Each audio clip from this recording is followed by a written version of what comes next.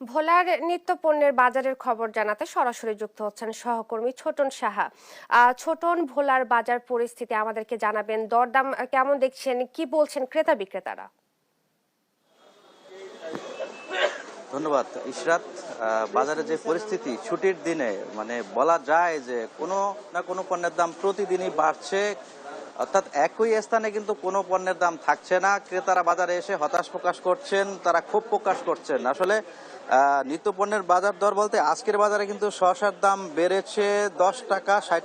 যেই শসার দাম ছিল 40 টাকা, সেটি বেড়ে অনেকটাই বেড়েছে এবং এর দাম গিয়ে দাঁড়িয়েছে 80 টাকা। এবং একই সাথে কাঁচামরিচের দামও 10 টাকার মতো বৃদ্ধি পেয়েছে, রেখার দাম বৃদ্ধি পেয়েছে, আলুর দামও বৃদ্ধি পেয়েছে।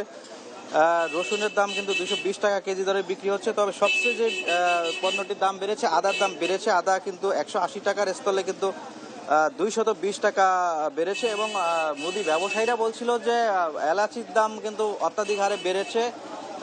যে এলাচির দাম কেজি প্রতি ছিল 2200 টাকা, সেটি কিন্তু 2800 টাকা বিক্রি হচ্ছে। এবং বলা যায় যে চিনি এবং ডালের দাম স্থিতিশীল রয়েছে, তবে কমেছে জিরার দাম। কিন্তু ঊর্ধ্বমুখী রয়েছে কিন্তু মাছ এবং মাংসের বাজার। আমরা একজন ক্রেতার সাথে কথা বলবো, একটু সংক্ষেপে জানতে চাইবো নিত্যপণ্যের দরদাম এখন যে অবস্থায় রয়েছে এটা সহনশীল মনে হয় কিনা? না, সহনশীল না, এটা সহনশীল না। কেন এতে আমরা হতাশা বাজার আসলে। এবং শুধু আমি না, আমার চেয়ে 100 অনেক টাকা আছে বাজার থেকে ফিরে যায়। যে আমার শশা যদি আজকে 70 টাকা 80 টাকা হয়, গত 3-4 দিন আগে আমি 40 টাকা করে শশা নিয়েছি।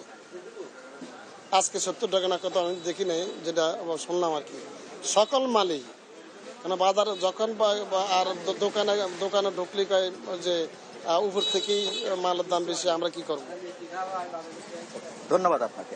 যেমনটি শুনছিলেন ইশরাত, মানে বাজার যে দরদাম সেটি কিন্তু বলা যায় যে ক্রেতারা এখানে এসে অসন্তোষ প্রকাশ ছাড়া কিছুই করার নেই। তবে ক্রেতারা বলছিল যে আসলে যদি এই যে নিয়মিত বাজার যে মনিটরিং যে ব্যবস্থাটা, এটি যদি আরও বেশি শক্তিশালী করা যায়, আরও বেশি সক্রিয় করা যায়, সেক্ষেত্রে বাজার দর কিন্তু নিয়ন্ত্রণে আনা সম্ভব, এমনটি কিন্তু ক্রেতারা বলছিল। তো আমরা বিক্রেতাদের সাথে কথা বলেছি যে এই যে হঠাৎ করে দরদাম বেড়ে যাওয়ার বিষয়টি, তারা আসলে নানান রকম অজুহাত দেখাচ্ছে। কেউ কেউ আবার সিন্ডিকেট জড়িত রয়েছে, এমনটিও কিন্তু বলা হচ্ছে। তো এই যে যখন এই অবস্থা থেকে উত্তরণে যারা বেশি ক্ষতিগ্রস্ত হচ্ছেন, নিম্ন এবং মধ্যবিত্ত শ্রেণীর যারা রয়েছেন, তারা যে কাঙ্ক্ষিত মানে যে পরিমাণ দরকার তাদের পণ্য, তারা বাধ্য হয়ে কিন্তু সেই পরিমাণ পণ্য সামগ্রী কিন্তু কিনতে পারছে না। তাদের প্রয়োজনীয় তুলনায় অনেকটা কম কিনে বাড়ির দিকে ফিরতে হচ্ছে। তো এ ছিল আমার কাছে ভোলাতে যে নিত্যপণ্যের দরদাম নিয়ে